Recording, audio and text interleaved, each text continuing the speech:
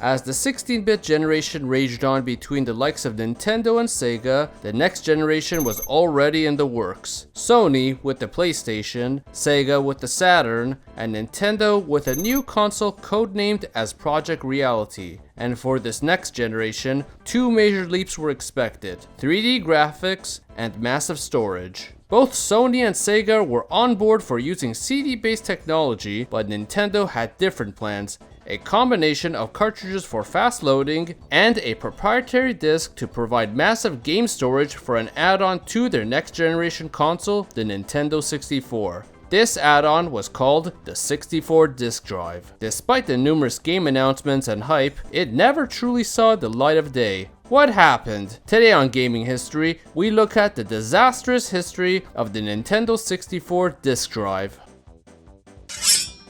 If you enjoyed this video, please hit the subscribe button and hit the notification bell to further support us and keep creating new videos. Chapter 1. Choosing the perfect storage. In 1993, Nintendo, in a partnership with Silicon Graphics, began development for the Nintendo 64, then codenamed Project Reality. While Silicon Graphics were responsible for developing the hardware, one major question was present: what should the storage medium be? The gaming industry was more and more heading towards the path of CDs due to their massive size of 700 megabytes, allowing one to make very massive games with even FMV cutscenes to be stored in them. PC gaming was already utilizing these over the now defunct floppy disks, and both Sega and Hudson Soft were bringing their CD add-ons to their consoles. As obvious as the choice was, CDs did pose one major problem: load times. While cartridges can load almost instantly into a game and load a different area lightning quick, CDs had load times, and this made Nintendo nervous. With these keeping Nintendo from deciding, in 1994, Chairman of Nintendo of America, Howard Lincoln, stated, "Right now, cartridges offer faster access time and more speed of movement and characters than CDs. So we'll introduce our new hardware with cartridges, but eventually these problems with CDs will be overcome. When that happens, you'll see Nintendo using CD as the software storage medium for our 64-bit system." While there was a great deal of indecision, Nintendo decided to simply do both. Going back to its history of the Famicom, it had a successful add-on known as the Famicom Disk System that used larger floppy disks for more storage, while regular cartridges were still in use. The same was going to be done for the Super Nintendo with a CD add-on that had been cancelled due to disagreements with Sony. Thus, Nintendo planned to make the Nintendo 64 follow in their footsteps with an add-on to also sate their storage issues, titled as the 64 disk drive. With their storage issues resolved via an add-on, it was as such decided later in 1994 that the N64 would use silicon cartridges. A statement from Vice President of Marketing Peter Main stated that the choice we made is not cartridge versus CD, it's silicon over optical. When it comes to speed, no other format approaches the silicon-based cartridge. Chapter 2. The Unveiling. It was November 1995, and Nintendo's Shoshinkai event was underway. An event held by Nintendo to showcase new games and hardware, and this was going to be heavily focused on the Nintendo 64, showcasing the console, its controllers, and a number of its add-ons, with many games including Super Mario 64, Zelda 64, Star Fox 64, GoldenEye, and much more. During their presentation, Nintendo, in a controversial move, presented that it would use a cartridge-based medium, launching in only 4, 8, and 12 megabyte cartridge sizes for games. Extremely small compared to the PlayStation's 700 megabytes, but it in exchange offered nearly no load times. This was considered a controversial move to both fans and especially developers who wish to make larger games. However, at the same time, Nintendo unveiled one other surprise, an add-on called the 64 disk drive. While no images were shown at the show, they did state that it would be using a 3 3/4 inch magnetic storage medium that would hold massive storage, and with a release date of late 1996, just shortly after the N64's release. Along with that, a small announcement was made as to one of its first games, The Legend of Zelda. The game just shown off in a technical demo was going to be one of the first disk drive exclusive games. It was considered a surprise move for such a flagship series to be on this add-on, that even Nintendo Power commented about the surprise. Nintendo wouldn't comment any further on how Zelda was going to take advantage of the hardware. They mentioned several disc uses in general terms, including the ability to save games and customize many game elements. Whatever that meant wasn't going to be revealed just yet, as the focus went to publicize the main console itself, the Nintendo 64. But it was clear that Zelda 64 was going to be its designated killer app. While magazines did occasionally bring up the disk drive, it was mainly squared around the N64 and its hyped launch with Super Mario 64, which was its killer app. It was to the point where, without much talking about it, some even thought that the 64DD was already cancelled. However, then President of Nintendo of America, Howard Lincoln, had promised in an EGM interview that before the end of 1996, you'll see the product at the next Shoshinkai show. And that is exactly what happened. Nothing was heard until the next Shoshinkai event on November 22nd to the 24th, 1996, with a full showing of the hardware. Being a rather bulky device, about the same size as the N64 itself, and would attach to the N64 via the expansion port to the bottom, as well equipped with the expansion pack that would raise its RAM from 4 MB to 8 MB. It would be using magnetic discs that were slated to have 64 MB of storage. While not anywhere near as large as the PlayStation discs, it was still significantly larger than the 12 MB available at the start of the Nintendo 64's life. It was neither a cartridge nor a CD, but a balance between both, as it would not just have more space than the cartridge, but also provide faster loading times compared to PlayStation games, which were well known for having loading screens just to get to another area. The creator of Earthbound, Shigesato Itoi, best put it, CDs hold a lot of data, DD holds a moderate amount of data, and backs the data up, and cartridge ROMs hold the least amount of data and process the fastest. By attaching a DD to the game console, we can drastically increase the number of possible genres. There were a few ways to develop a game for this machine. The first was, of course, to make it an exclusive game on a single 64 MB magnetic disc. Simple and gives that much desired space with decent load times. And that indeed did make it attractive to a number of developers, especially ones who wish to make RPGs, including Squaresoft, who wished to make Final Fantasy VII for it, NX with Dragon Quest VII, or known at that time as Dragon Warrior 7, Intelligent Systems with a new Fire Emblem game, and even Game Freak wanted to make a Pokemon game for it. Not just RPGs, but several other major titles were planned, from Diablo to Kirby 64, Resident Evil 0, Yoshi's Story, Donkey Kong 64, and so much more. The second method of development came in an odd method of utilizing both the 64DD and the Game Boy Transfer Pack that many may know best from the Pokemon Stadium games, an early form of connectivity that the GameCube would introduce with the Game Boy Advance. However, this feature was actually taken advantage of with two of the Mario Artist games that would be released on the 64 disk drive. But of course, there was a special third and final method of developing a game for the 64DD, which was to develop a base N64 game on a regular cartridge, but then down the road, release an add-on 64DD disc with new content that would give the base game a desired expansion. A lot like expansions that existed for PCs then, but now for a console game. This method was going to be used for certain prominent games down the road. But overall, this had developers' interest in mind, and many even traveled from the US to the event in order to learn more and try to receive development kits for it. However, while those games were planned or in development, none of them were shown off at the show, other than some first-party ideas that they had both experimented on and were developing, including a port of Super Mario 64 to showcase how much better it handles it, along with an application that makes 3D animated avatars using portrait photographs of people that would later become known as Mario Artist Paint Studio. Along with this, a reel of games were shown featuring regular N64 games, including Mario Kart, Star Fox, and GoldenEye. But also two surprising 64DD games were shown, with Mother 3, or Earthbound 64, being shown in a small snippet here at the end. And of course, its killer app, Zelda 64, finally received more footage after a year of silence, showcasing new dungeons, lands, enemies, and combat. This time, it wasn't just a tech demo either.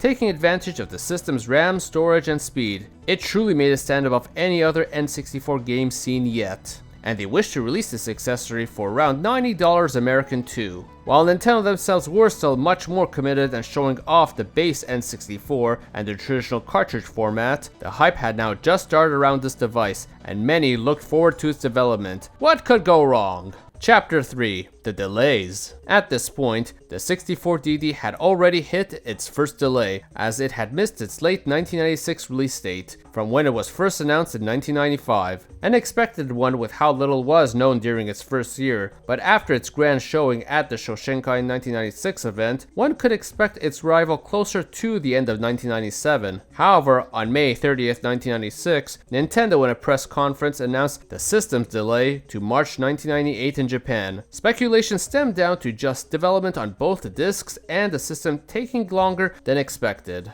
And that fact was becoming more and more clear with how they couldn't even put together a proper prototype yet, as it still did not even show up on display at E3 on June 18, 1997. This difficulty may be what led them to their move on June 9th, partnering with Alps Electric as a co-developer of the 64 disk drive. Alps Electric is a reputable electric manufacturer in Japan, and therefore only made sense to bring them in to assist and manufacture this device too.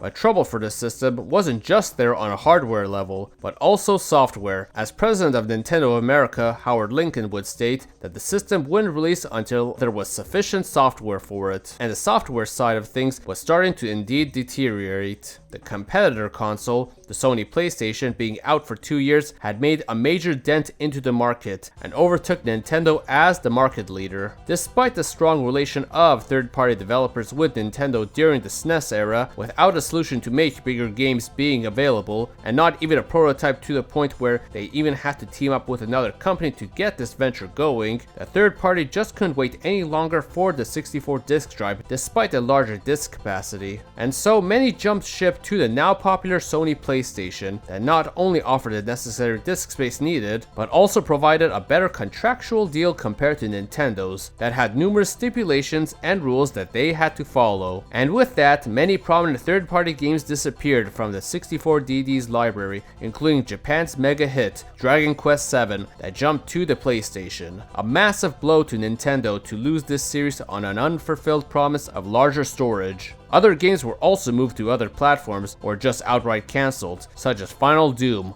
a unique Diablo game, Ogre Battle Saga, and a plethora of other games too, while others were redone on future hardware that didn't require an add-on, including Resident Evil 0 on the GameCube and Seaman on the Sega Dreamcast. Practically, third-party was gone from the hardware. Despite all that, Nintendo still assured a lineup of first-party games were planned, including not just the big killer app of Zelda 64, but also a Super Mario 64 2, Donkey Kong 64, Conquer 12 Tales, a Pokemon RPG, Pokemon Snap, Fire Emblem 64, Kirby 64, Super Mario RPG 2, Mario Artist based off the Shoshinkai presentation, SimCity 64, and the previously announced Earthbound 64. In fact, legendary producer Shigeru Miyamoto on July 29, 1997, while admitting to the worries of the software lineup for the 64DD, he was rather confident that enough games would keep coming after its release to keep it afloat. We're hesitant to say if the software doesn't come out consistently after we sell the 64DD, we'll be stuck.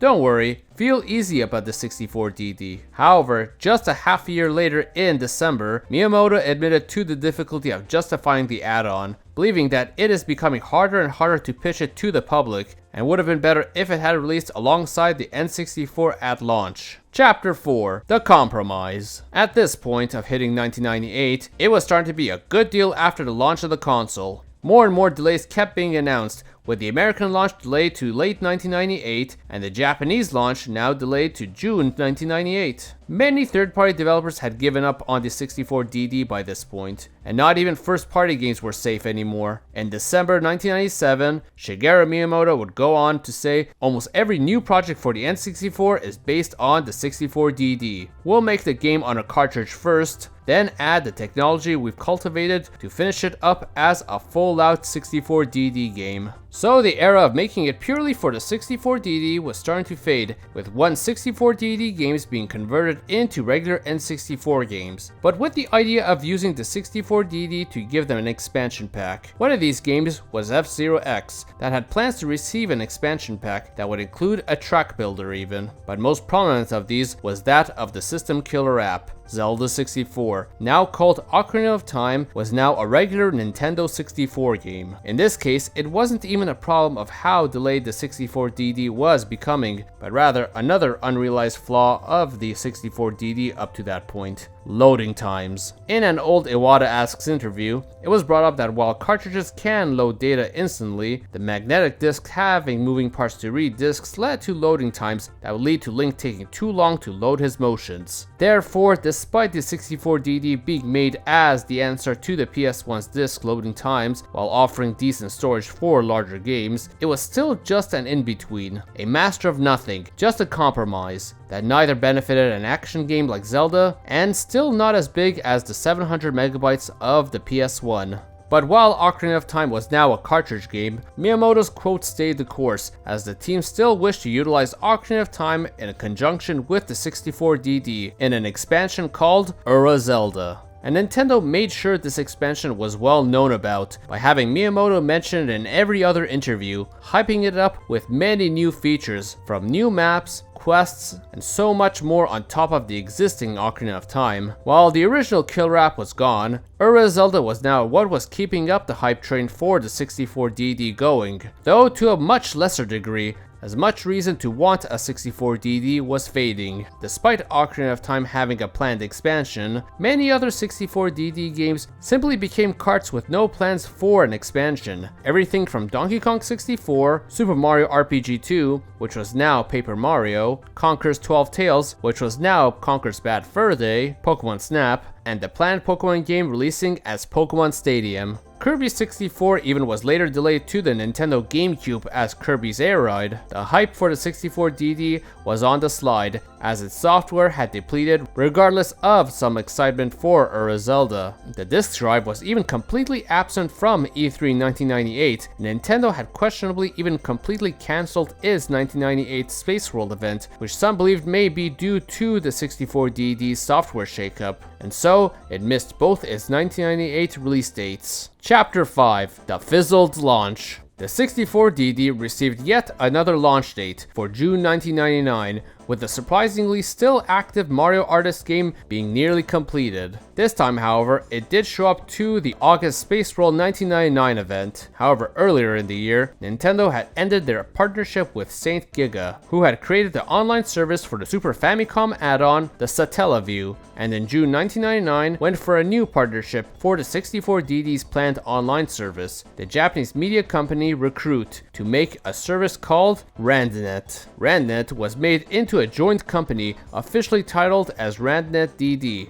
and would handle everything from marketing, sales, and its online network. This wasn't just going to be a simple online service, but a whole package for the 64DD. The 64DD was to be sold with a mandatory subscription to RandNet and would come with the RandNet disc, which was to be used for web browsing, email, and swapping game data like high scores. And so over the summer of that year, two major announcements came. One being a standalone 64 sequel to Ocarina of Time called Zelda Guided, which was being developed alongside the hotly anticipated Ura Zelda expansion. The other, however, while a solid plan was finally in for the 64DD, to the disappointment of many, Earthbound 64, one of the only remaining 64DD games from its initial announcement, was now becoming a regular N64 game, utilizing 32-bit cartridges and cutting it down from its planned 12 chapters to only 9 now. After one last delay, the 64DD released in Japan on December 13, 1999. Two kits were made available to buy by a mail order only. The first was the RandNet Starter Kit that came with a mouse, a modem, and the RandNet disc, that would fit into the N64 cartridge slot. The second kit also included not just everything from the first kit, but also an entire N64 unit in clear black. Being mail order, payment was done via a pay-to-own model. First, the kit that didn't include the N64 cost a monthly fee of 2,500 yen, or $23 US. The one that came with an N64 unit had a monthly pay-to-own model as well,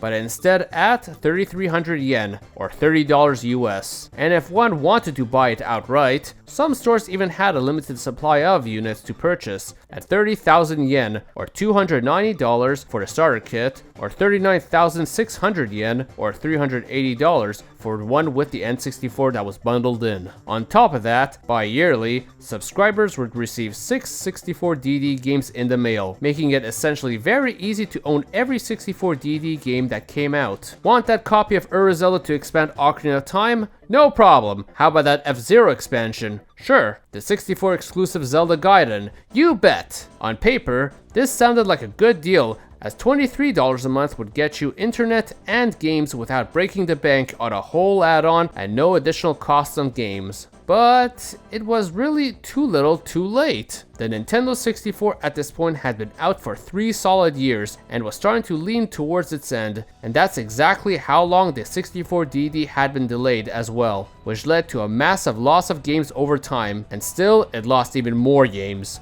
Zelda Gaiden, now Majora's Mask, was at last moved on to being a regular N64 game on the summer prior to the 64DD's launch. And even Zelda was starting to look unlikely, as Miyamoto was even considering releasing it as a standalone special edition regular N64 game. The launch games themselves weren't much, only 2 games including Mario Artist Paint Studio and Doshin the Giant, which only one of those really was an actual game too, with Mario Artist being more a creative simulation. In fact, the Randet disc didn't even get released until February 2000, which was supposed to be the main feature of the subscription. Other games came trickling in: Mario Artist Talent Studio and SimCity 64 on February 23, 2000, the F-Zero X expansion kit on April 21st, Japan Pro Golf Tour 64 on May 2nd. Ironically, a sequel to the existing disc game, Doshin the Giant, came out later on too, on May 17. And finally, the 2 last games for the system, including Mario Artist Communication Kit on June 29th and Mario Artist Polygon Studio on August 29th, 2000. In only half a year, all 10 of its software were released, and nothing more, as the 64DD was a commercial failure. Despite the deal not being terrible, all the problems from its major delays to the lack of software left many not desiring the add-on any further, and so it had a very low subscribership.